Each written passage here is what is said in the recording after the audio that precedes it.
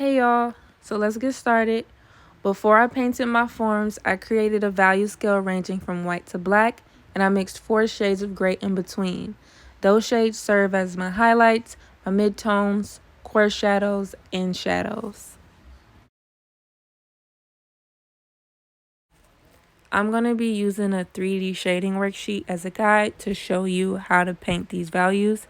I'm starting off with my lightest gray, and that's going to serve as my highlighted area instead of starting off with white. Then I'm going to add my second lightest gray onto the edge of that first shade. Now to blend these together, I'm going to clean off my paintbrush and I'm going to dry it off a bit. I'm going to drag my paintbrush in the middle of those 2 shades, back and forth. Alright, next I'm going to add my third shade of gray, and I'm going to add that right next to that second tone. This is serving as one of my core shadows. Now I'm going to clean my paintbrush off again in a second, and I'm going to blend those 2 together using that same method of dragging my paintbrush back and forth on the edge of those 2 colors. Now I'm moving on to my last darkest gray. That's another core shadow. And I'm going to drag my paintbrush to mix those 2 colors together again, right in the middle. Notice how I'm just going back and forth. I'm using soft motions. Remember, in order to blend colors together, your paint has to still be wet. Now I'm going to move on to my cast shadow. I'm using black to clean up the edges of my cylinder, but you can use a darker gray so it's not so harsh. As I clean up that edge, I'm going to drag the paint outward to create that cast shadow. I'm staying with the form of the cylinder. I'm not making up any edges. It's going to be a round shadow. I don't want my shadow to be completely black, so I'm going in with that third shade of gray, so it's not the darkest, and I'm mixing it in towards the edge of my shadow to make it a little softer.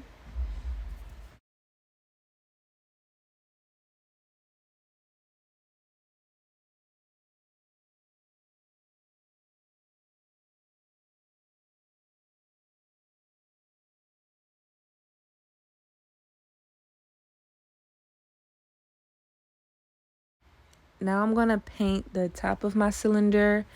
I started off using my second lightest gray, but I accidentally did that. I wanted to use my lightest gray on the top, so I am going to go back in and fix that. You have to make sure that you're painting slowly and following the shape or the edge of the shape you're painting. So I'm using the edge of my paintbrush to get that clean line.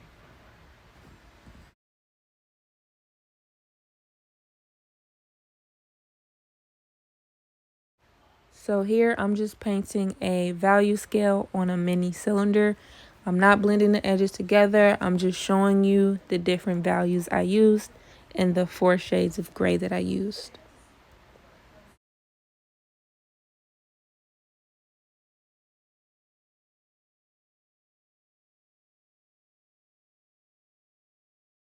Now I'm going to move on to the cone. I'm actually going to start with the mini cone, painting the value scale, not blending the edges together, just to show you the value and the placements. I start off with my light gray, then I use my second gray as a mid-tone. I'll use my third gray as another mid-tone, and then I'll go with my darkest gray, and that's going to be my shadow, my core shadow.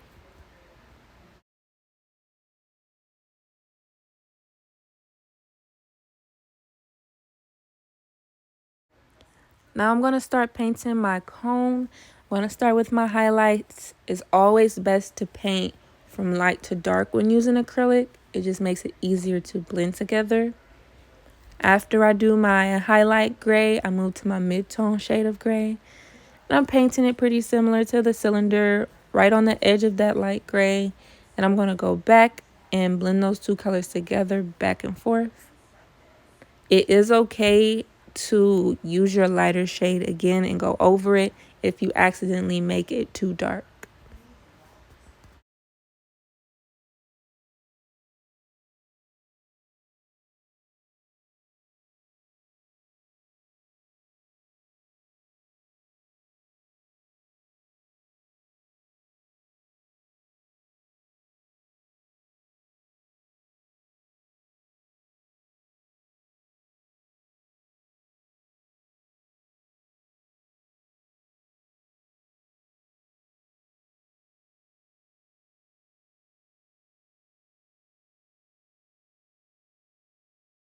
Now I'm going to blend these two shades together, but I'm going to turn my paintbrush to the side to get a cleaner blend.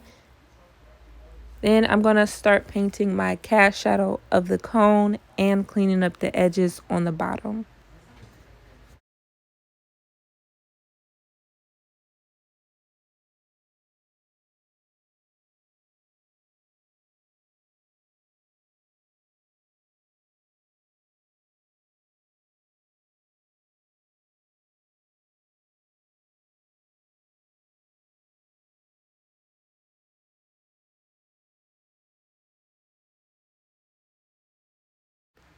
I started getting a little messy painting this cone, so I'm going to take some white paint and I'm going to clean up the edges of it.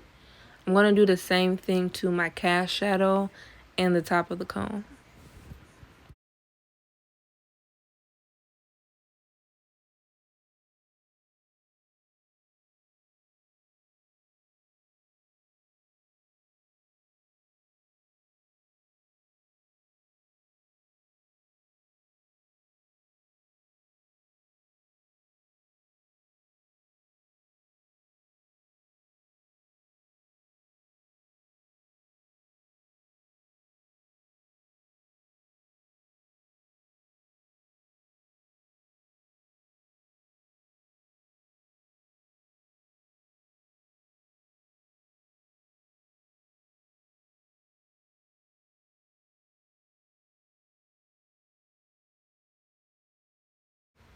Moving on to the cube, I'm actually going to start painting straight on the cube, no value scale.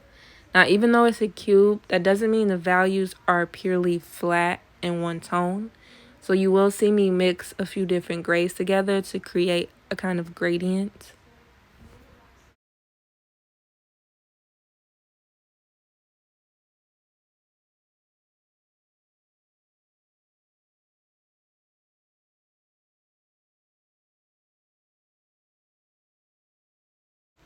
When I'm painting, I'm making sure I use the edge of my brush to get a clean line, and I'm making sure I paint in the direction of my object.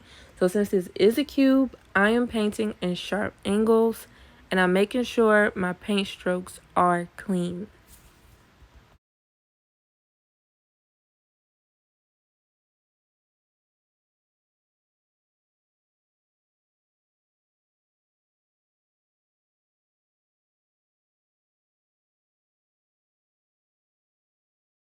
While painting this side of the cube, I noticed that this shade of gray was drying and becoming a little too close to the other shade next to it. So I am going to go in and fix those two shades so they look different.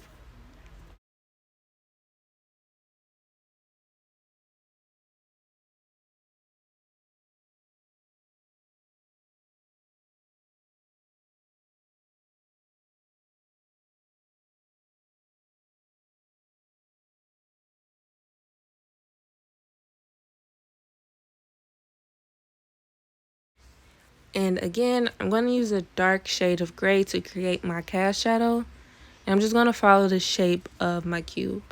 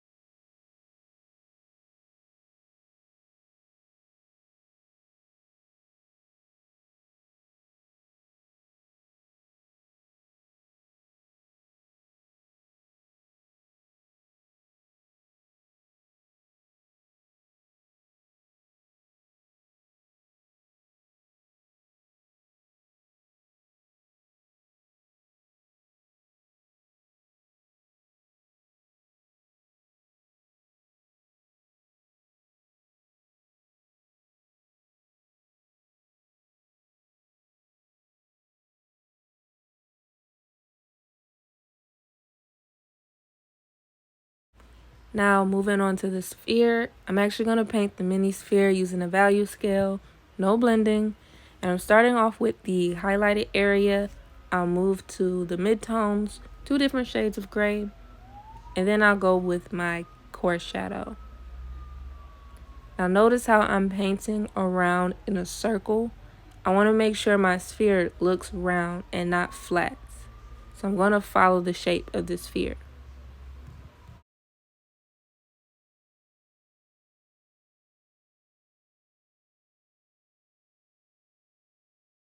Now these shades of gray are getting a little too close to looking alike, but I'm going to make sure I paint my bigger sphere differently and those values look different.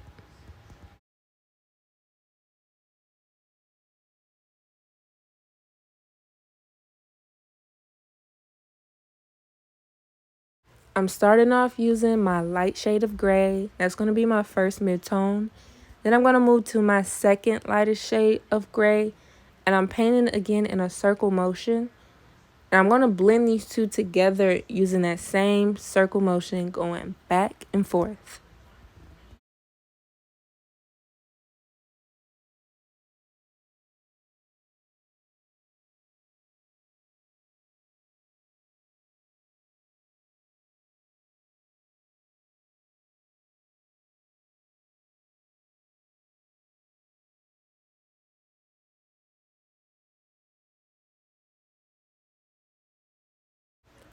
This third shade of gray is serving as my core shadow. So it's where the light's not really touching, but it's not going to be the darkest shade of gray on the sphere. And you're going to see me paint back and forth, trying to blend these two shades together.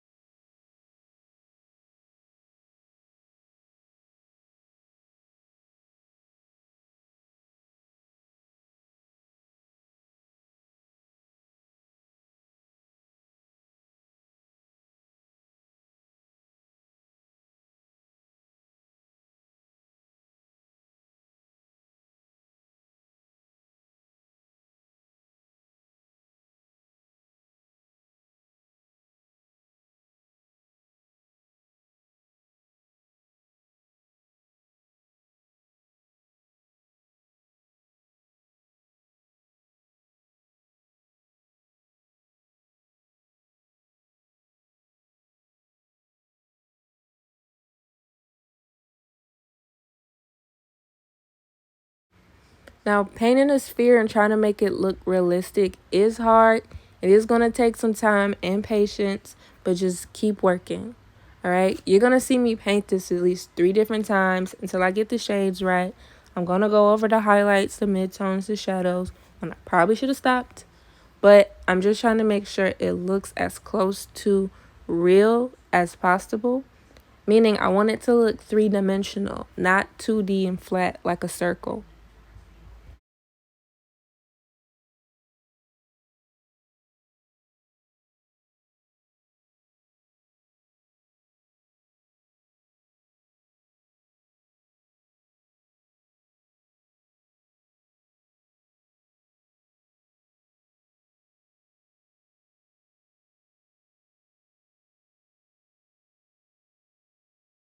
Here I'm going in and I'm adding a reflective light. It's usually the light that bounces off the table or whatever surface that a sphere is on. Now I did mess up a little bit, so you're going to see me paint over it and try it at least 2 more times till I get it right.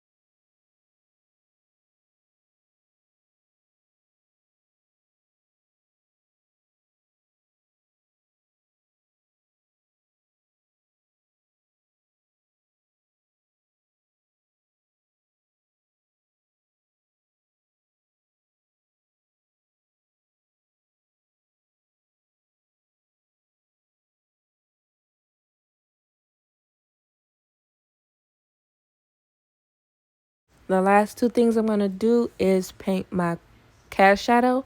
So that's just the shadow being casted or created by the sphere because light is blocking this area. I'm also using this color to clean up the edge of my sphere. And make sure when you're blending the shadow outward, you try to make it a soft edge and not a hard edge.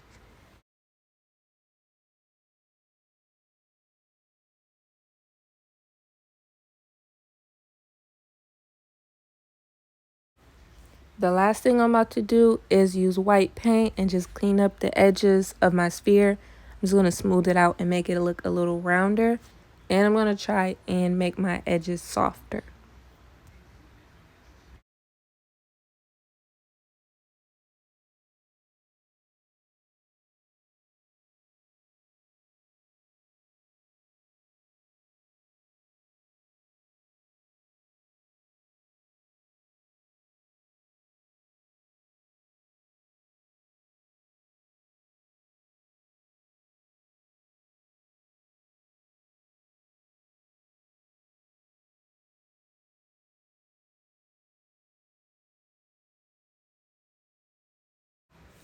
Now I'm going to add another little highlight using pure white.